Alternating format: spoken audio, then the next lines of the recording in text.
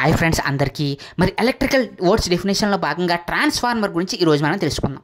అసలు ట్రాన్స్ఫార్మర్ అంటే ఏంటి? ట్రాన్స్ఫార్మర్ అంటే ఏంటో తెలుసా? ట్రాన్స్ఫార్మర్ అనేది ఒక స్టాటికల్ డివైస్.